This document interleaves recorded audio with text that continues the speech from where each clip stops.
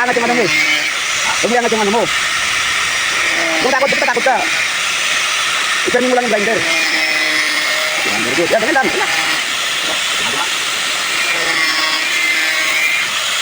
Okay, galing. Okay, mamaya, vertical naman.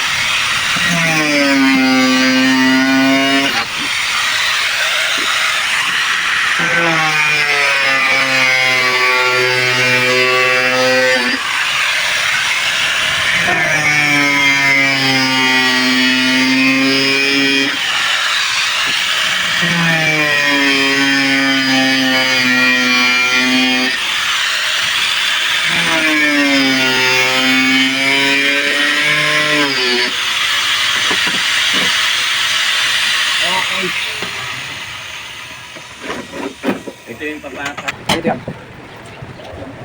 Patong ka rito. Ano na yun ito? Kasi papasok natin ito. Meron yung butas na 1 inch. As you can see.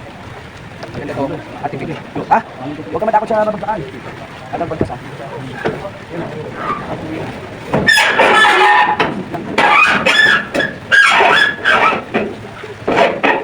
Ayun, bubukan mo yan. Malalaya mo siya ngayon. At gagamit tayo nito. Ito na lang yung gamitin natin ano, pang support natin dito sa gutter. Ayan. Ilalak natin dun sa ilalim. I-drill natin yan dyan para kumapit dito. Ayan. Na ganito. Ayan. Tapos i-cover natin dyan. Okay. Ayan.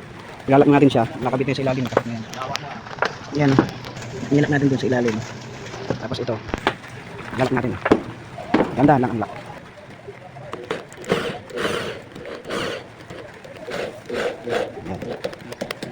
Ayan. Nilak na siya. Hindi pa natin ibaba ng konti.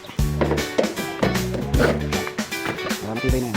Ayan, hindi na kailangan hipitan yan. Dahil para yung tubig. Pag lumakas, mababa na siyang ganun. Mababa siya. Ayan. Lagyan natin ng sa dalawa. And then, ulo rin. So, apat na yan. Itong ginamit natin. 1 inch na yan. Dapat. Dito yung galing. Dito yung galing. Nagkatingan natin.